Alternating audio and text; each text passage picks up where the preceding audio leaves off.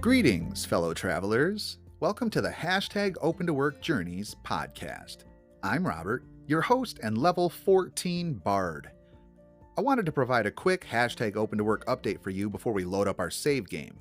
First and foremost, I have reasons to be optimistic, and it starts with a boatload of gratitude for some of my LinkedIn connections out there. It has been such a resourceful, supportive, and beneficial platform for me, with the greatest benefits being the fellow humans using it. But speaking of fellow humans, I'd be lying if I didn't express disappointment regarding some of my recent applicant experiences. I've got two scenarios to lay out for you today, and we're keeping it strictly generic brand, no names. Scenario 1. I submit an application for a training role via the company website. I receive a response from the recruiter that she has a different opportunity in mind. After a lengthy conversation/impromptu interview, I submit a second application. After nearly 2-week wait, I have a virtual interview with the hiring manager. It goes quite well. That leads to an on-site interview and tour almost 2 weeks later yet again.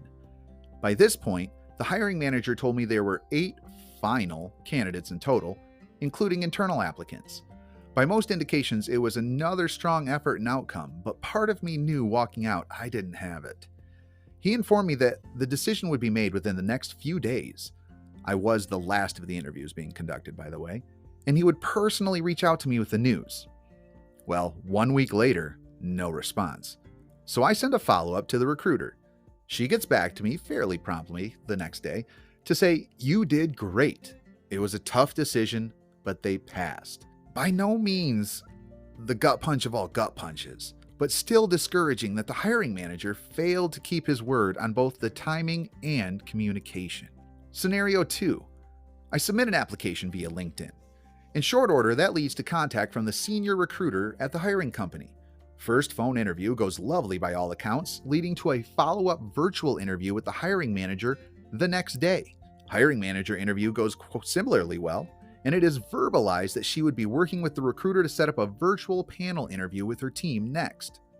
The following Monday, I send a follow-up note.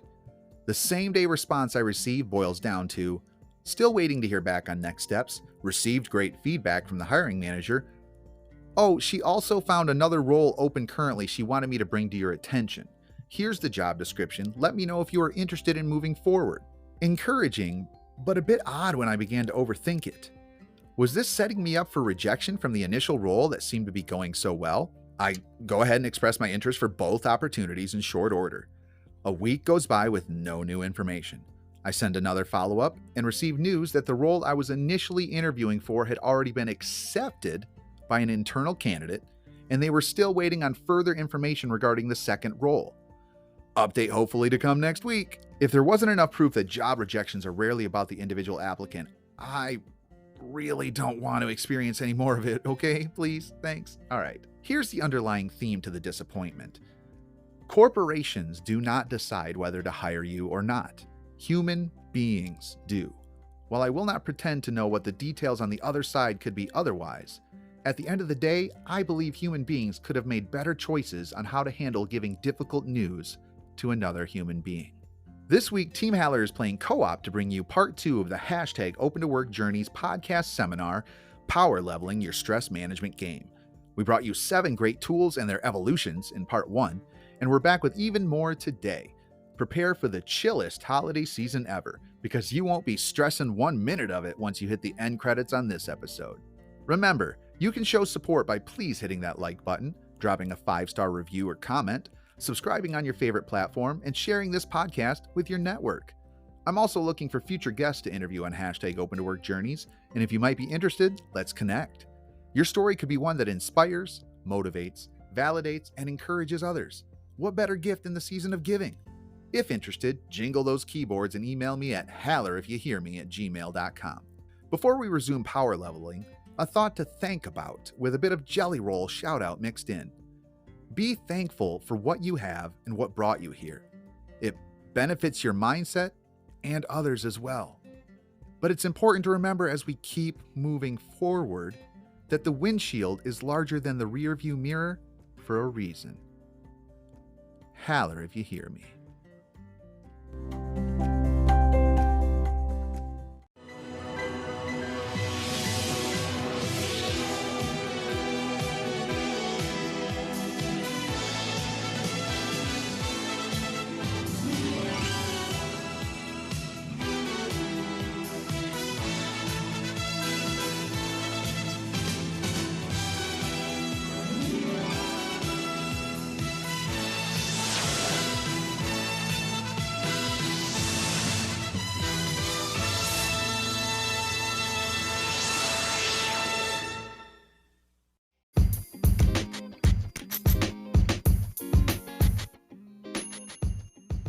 Okay, here we are. Final set of stress management tools and techniques and how we can power level the game up. Our next one is fairly obvious, but it is so easily overlooked. Think about utilizing these stress management techniques we talked about earlier. It's also important for us to model these techniques for others, perhaps our little ones, the people that we work with, so we can try to bring betterment to their, whether it's stress management or just overall well-being. So when I say in my next piece how important it is to focus on your hydration, I'm sure some people might just shake their head and say, yeah, I know I drink water, but are you drinking it as much as you should? Are you drinking it when you should? Are you drinking it with supplements? Are you drinking it in an altered form versus just having it in pure format? And are you tracking just how much you are drinking each day? These are the things, again, it's getting very down into the minutia. I'm not saying that we all have to get an app that just tracks every time we take a sip of water. But when we talk about routines and how important those are and establishing healthy habits that also tie into our stress management and our behavioral health, hydration without fail plays its part. And I know Christy is very much adamant about her hydration. She has her specific preferences for the type of water that she consumes. So to me, that just says she is very mindful of its importance. I would have to think, right, Christy? Yeah, I think this might be a good point to say. When I was pregnant with Quinley, I think it stressed Robert out so much about hydration because I have, maybe a superhuman ability to detect different types of water, and it just does not all taste the same to me. I know there's going to be some listeners who are like, yes, exactly. Now, Robert, on the other hand, is kind of just like, water's water, whatever, just drink water. Anyhow, I am a fan of certain types of water, so that's true. Like purified water is my jam, and distilled water is my ultimate jam. I definitely believe strongly in hydration and making sure you get enough by whatever means necessary. And I'm a big proponent on not mixing things with water. Yeah, much kudos to you for that. I do incorporate a little bit of flavor enhancement to my water more often than not, but there's definitely a share of times where I'm just drinking straight clear as is. And I'm glad you mentioned those additives. I talked about it earlier because when we talk about power leveling, it is about taking an even greater nutritional awareness approach to what we are putting into our bodies. Remove those additives. Perhaps instead of that third cup of coffee, maybe just make it a cup of water instead, right?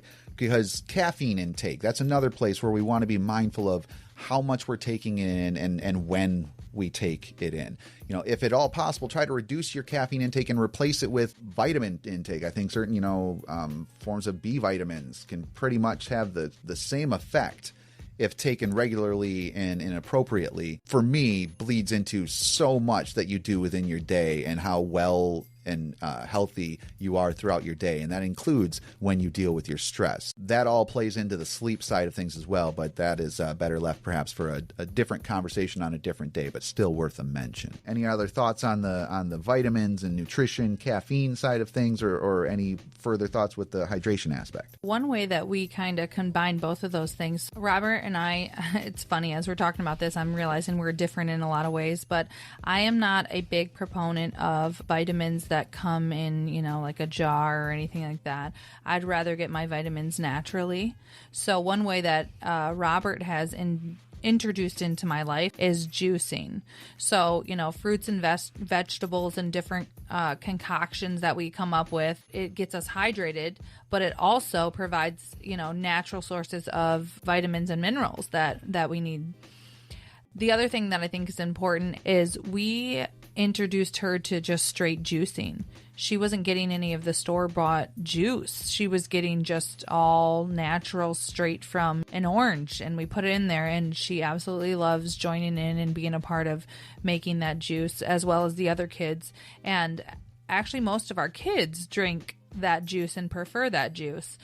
It can get costly, but I think as long as you're shopping at the right places, you can find good deals on fruits and vegetables. But just Robert and I notice a difference in our body when we don't have that, when we don't, make the time. And it kind of ties into all kinds of things that we're talking about, and that routines and such. But it kind of is the best of both worlds because it hydrates you and provides your nutrition. And while we're on that subject of nutrition and recognizing what our body needs, this one could very well have just been step one, or the first thing I brought up about stress management, because you need to HALT, or use the HALT method, let's say, which stands for hungry, angry, lonely, tired. If you find yourself in a stressed mood, again, I tie anxiety to it a lot. When I'm feeling one, sometimes it can be very easily right around the corner. But you just have to stop and ask yourself first, am I hungry? Is this something I need to address? Am I hungry? Am I angry? Is that something that needs to be addressed? Am I lonely? Is that something to be addressed? Am I tired? Is that something to be addressed right now in my current state of being? Hungry, angry, lonely, tired. It is all about pausing, reflecting inward, and assessing what your body needs. Because a lot of times we forget that we're a total package. We need to be making sure we're giving our body what it needs. And perhaps sometimes our body is telling us through adverse feelings, well, it is actually telling us through adverse feelings, that it needs something that it's not getting. So the HALT method is very important for taking those first steps to assess what your body needs. Wouldn't you agree, Christy? Yes, and I think that we are using that more and more now to help us recognize it's been a long day and you have a lot of people in your family, in your house, and everything's going on, and one person's going one way and the next way, and you kind of get short with each other, or snippy, and then it's like, okay, halt. When's the last time you ate something? Yeah. Breakfast, and it's like 4:00, Yeah, effective parenting tool as well, HALT, very much so. But when we think about assessing our needs and power leveling that up, it's recognizing that we are not necessarily the foremost experts on everything going on within us.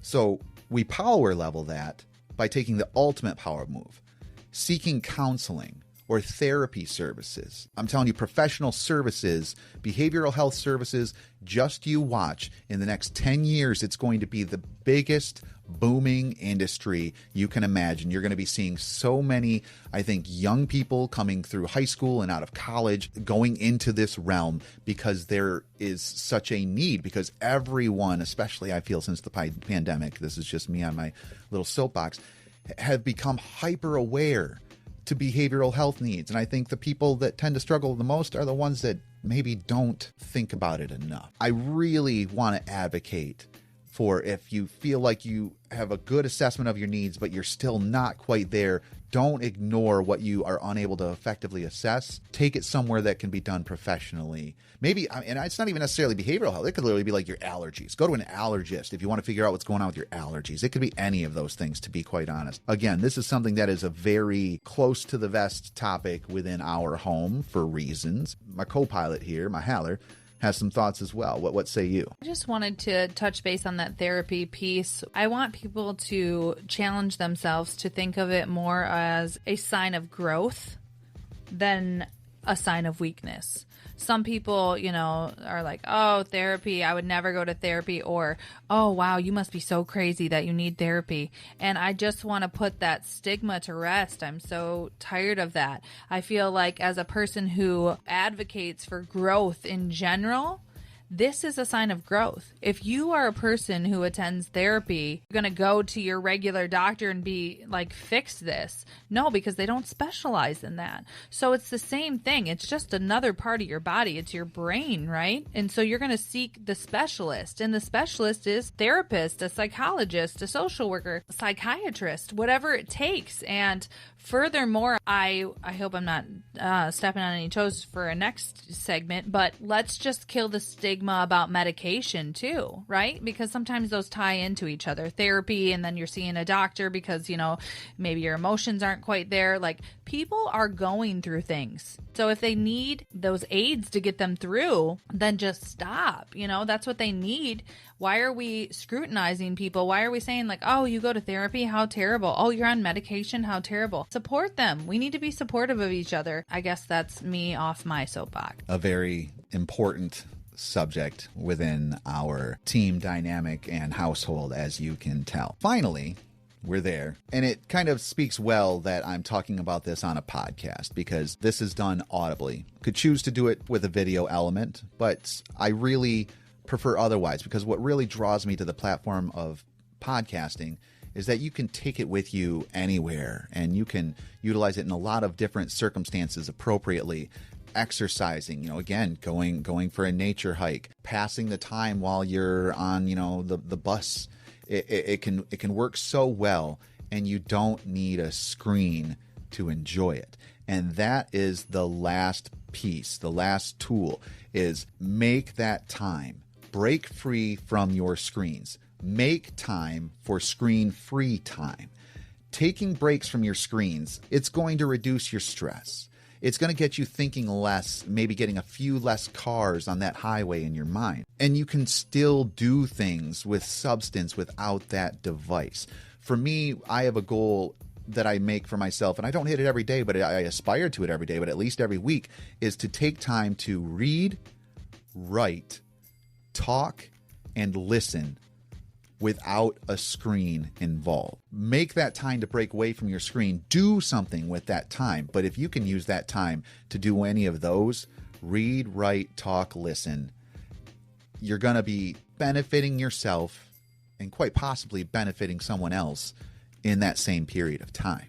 That is, again, something that we work very hard to ensure in our home and household is that screen-free time for people within the house. Really is for their mental and overall behavioral, physical benefit. Any other pieces to add about that aspect? Yeah, so I just want to quickly shine some light on age. In our household, our kids range from 3 to 20. And I think it's important that our older children that are we'll even go to from the 14, 16, 17, and 20-year-old, those older ones right there. That break. I think the internet was so new to us, and when we had them, we were excited about it, and we didn't really know the effects of it, and whether it be a tablet that it started with or a game system, like the VTech came out, and there's all these little handheld games that you can buy in the kids' toys section. So you get them started on that, not really realizing as more, research has come out and we can really study this, we realize like, oh my goodness, the screen time is not what we should be doing. You should actually be reading twice as much as you are watching things on your screen. I think the hardest thing for us in screen time is expecting our kids to get off the screens. And, teenagers will be teenagers and young adults will be young adults, but not really focusing on where do they put that energy. We get into these routines or these rituals where we're on our, I'm going to watch 4 hours of whatever, YouTube, TikTok, whatever you want to say, videos, reels on Facebook. And then, I'll get around to maybe doing my chore, taking a shower, eating lunch. And I think what we forgot is that our kids really don't know how to do anything but want to be watching movies or watching these avenues that I just talked about. One thing that Robert and I challenge ourselves is we've been checking the kids' screen time more, and they really don't like that. But we've been comparing it to our own. We're saying, hey, we understand that you want to be on your phone. They probably want to be on it 24 hours a day, but our limit is much lower, much, much lower than that for them. And when they get close to that, they don't like those conversations. And then it's like, we're bored. We don't know what to do. Really, I feel like this applies to anyone, I feel like we have gotten so, our email can get on our phone or a picture, or you can now FaceTime, like our phone, and that's our communication and contact. But I think it's so important to give your brain a rest and be mindful of what your screen time is. And if you're the type of person who wants to have 10 hours a day, fine. But I think there should be some kind of goal setting for yourself, and then that modeling of that behavior, like the stuff we talked about before. If you're going to expect this of your kids, no, it doesn't need to be equal, but wow, they'll probably be more willing to do it when they see that you also have taken into consideration that you love and care about yourself enough. You want to give your brain a break too. So our younger kids, we don't even give them the chance to do that. They kind of know right from the get-go at 3, 8, and 12 that we're not doing that. We're not going to be staying on the phone that long, not going to be on a tablet or watching TV. Go outside and play. Go jump on the trampoline. I'll give it back to you, Robert. It's great, again, why I wanted your perspective on this particular subject. But it also gives me a thought. Boredom exposure therapy is what came to mind for me. When we think about like cutting the cord, cutting the screen, whether it's from yourself, but I really, especially when you consider like children, you have to expose them to the benefits of boredom.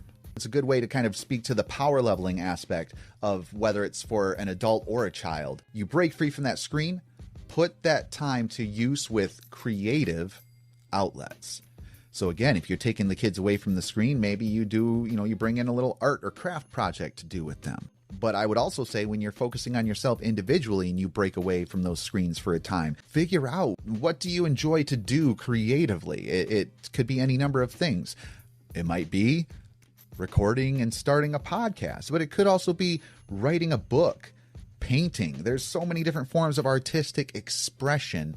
Christy, I feel as though maybe you have something to add about the idea of the creative outlet. Yeah, I kind of like how you tied those in together, like something that's stressing you out, and then you take that time to do something else. One thing that our kids, well, more specifically our girls like to do is put on like a talent show for us or a dance show. When they can't have screens, they might use the Alexa and play a certain song, and then they all learn the same dance. Then they make like tickets to the dance, and then they make a program for the dance, and that's using their, creative abilities to kind of come up with some things. And then, Robert and I are required to watch the dance performance. But that's the trade-off, right? Front row seats, baby. Exactly.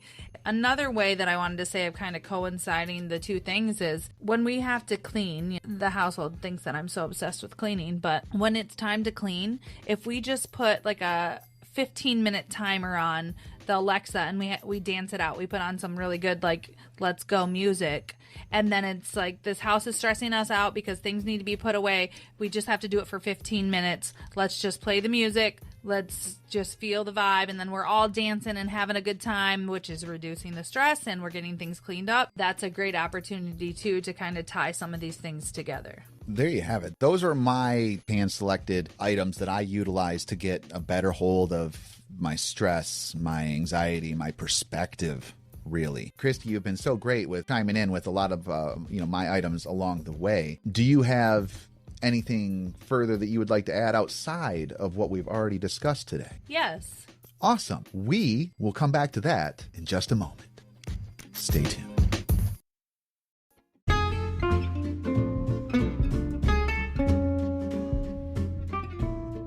Hello again, fellow travelers. Haller here with a promo break to ensure you don't just get hyped on the hashtag Open to Work journey, you stay hyped.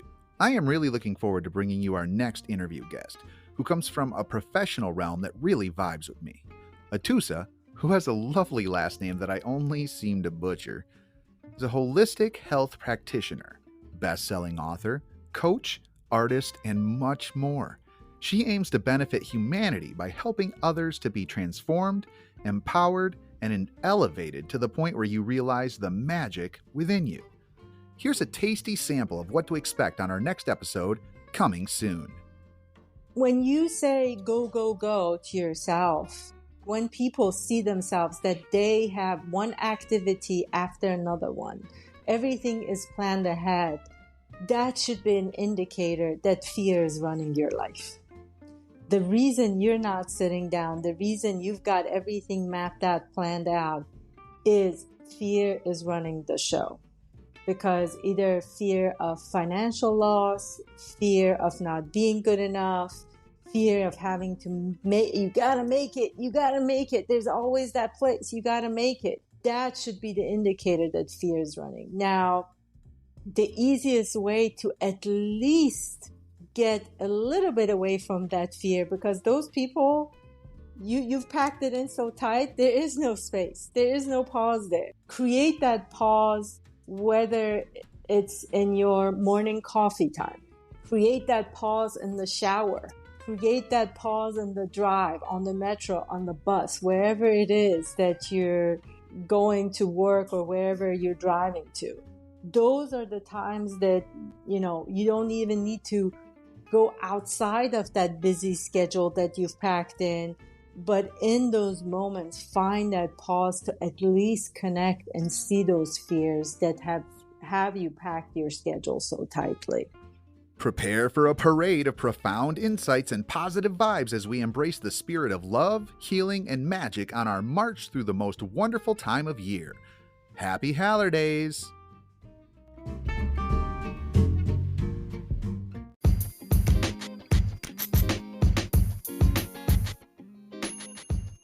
Oh, Haller, my Haller, what more can you impart for us and to benefit this audience today about your stress management game? I want to talk about goal setting and being intentional with that, whether it be habit forming or habit breaking.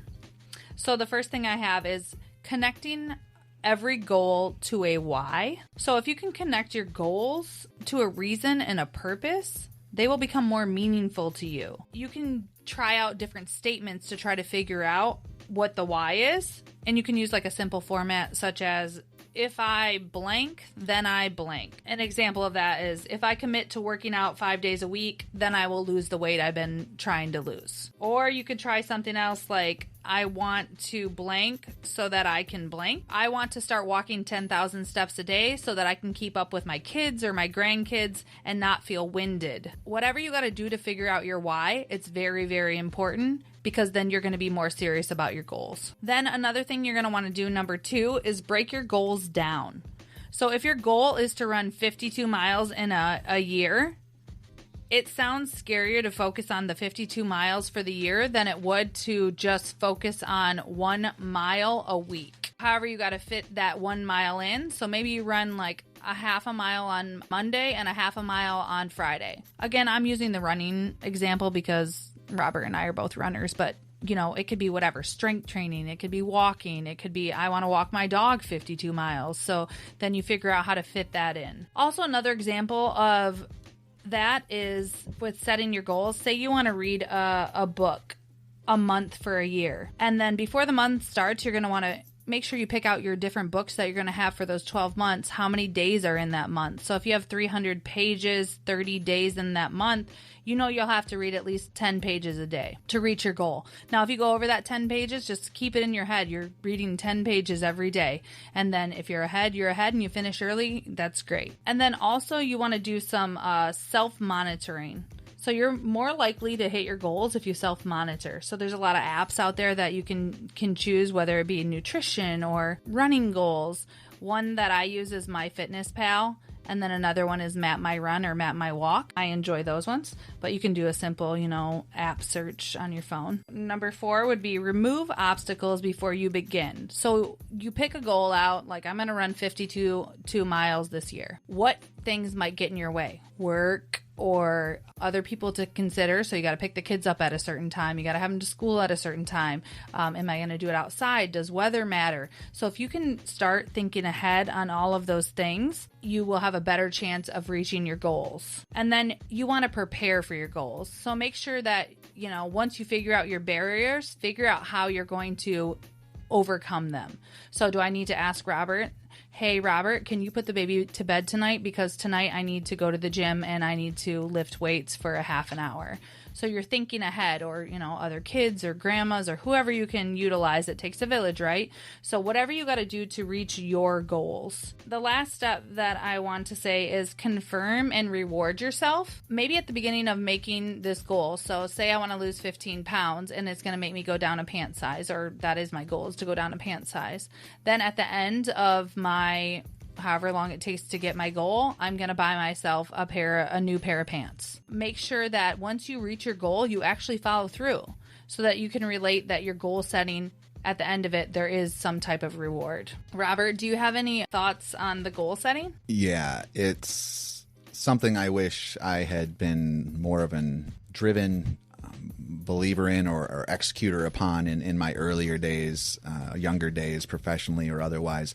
when they talk about having like vision boards, dream boards, and things like that, you need to put those goals out there for yourself. And as again, wherever possible, make them something visual that you cannot ignore. Sit back and give it time, and then don't be surprised at where you find yourself soon enough. So another thing that I think is important is setting goals for yourself, like personally, individually. And I feel like this year, me completing my marathon was a huge goal. It's a bucket list item for me. It was super difficult. There was a lot of challenges, both individually and just in general. When you're doing this, and if you're doing it for yourself or whomever, just remember that there's going to be some stress that goes with setting those goals and trying to achieve them. And even in some places that you might not consider, you would think that would happen. But setting those boundaries too, and just saying like, this is for me. And I think there was times, and we don't have to go into that again, another episode, but there were times that Robert, I think, struggled with that, with me setting my own personal goal, that it seemed so individual for me. But overall, accomplishing that goal, I feel like made me a better person for myself and for my family. Every day, my goal is to say hi to a stranger and make sure I smile. And then my other goal that I set for myself every day is to compliment at least 2 people on something with their physical appearance, because I'm a strong believer in if you look good, you feel good.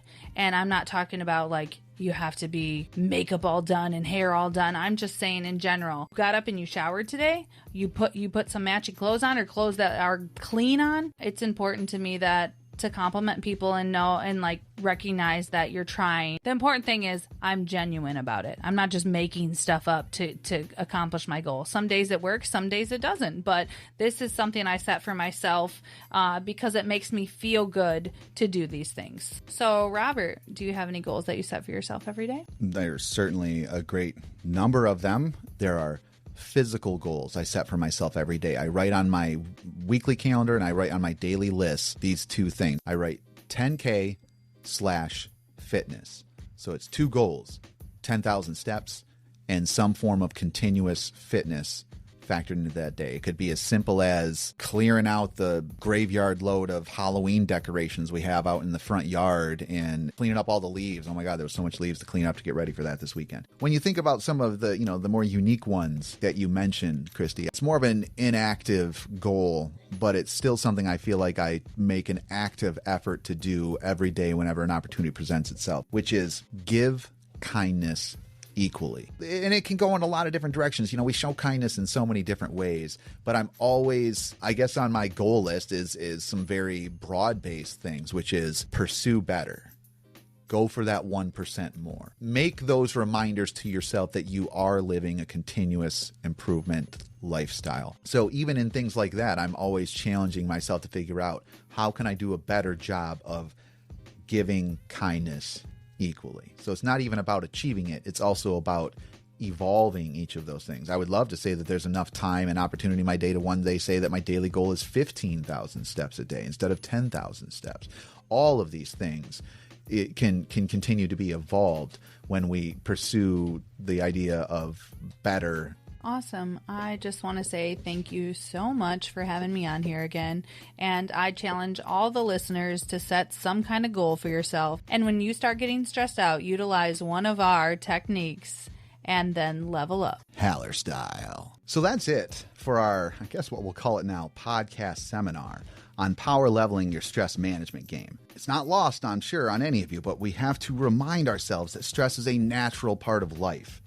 But with these power-ups, you can face it better than ever and come out of it stronger. But as I thought about this whole concept of stress, one more thing just I could not shake from my mind. And it actually is a call out to a bit of an adventure that Christy and I took together recently. We had a wonderful opportunity to get a weekend away, just the 2 of us, and with our big house full of kids, that is like a holiday. One of the things we did during that time was go to a concert. We do enjoy going to concerts together, and one of our favorite shared artists, as you guys know from Christy's episode, is Andy Grammer. And we went to see him live in Detroit. It was a fantastic show, but his current album, tour, whole energy that he is going for is love is the new money. When I think about stress, a lot of times for me, Stress is just a thing that's taking me away from something else. So if stress is, maybe on one side of a spectrum from something, what is it on the other far end of that spectrum? Could it be love? Is stress taking us away from love? And then if we consider that we stop thinking about money as the true measure of our value, and maybe what really matters is the amount of love that we have, the amount of love we put out into the world and how we utilize it. That's where our true worth, that's where our true value is. And then we think about what stress is doing. Doesn't it just become that much more important to get away from that and back to the other side where things feel better and where we do better? I think Andy Grammer really has it right. And he, in his concerts, does this wonderful thing where he kind of just spits almost like slam poetry lyrics at the audience before he even gets into all of his music. And it's just, this most recent time, we were very close to the stage, thankfully. I just stared right at that man and I just thought to myself, how do you know me so well? So I will just leave on that note and just say, if you don't enjoy stress and you do enjoy love, maybe tie them together as the thing you got to overcome to get more of what you want and more of what you deserve. Haller if you hear me. Haller.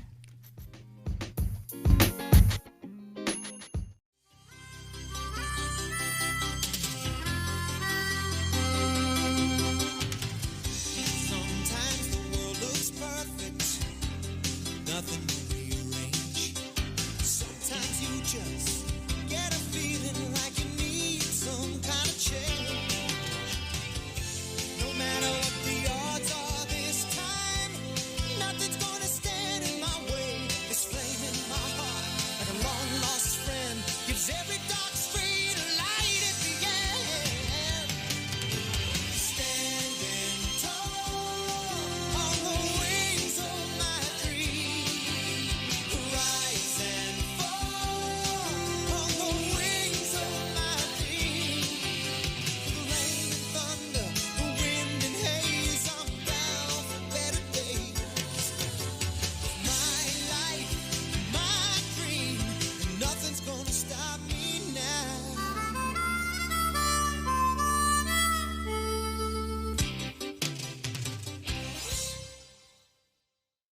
One of the lists that I actually do enjoy is meal prepping list. When we print out the calendar every month and then we just write everything out, so then our life's not so stressed. Again, yeah, that list stuff. It's like anti-drug or something. But we're not going to call it a list because I don't like this. I don't like lists psychological. Hey.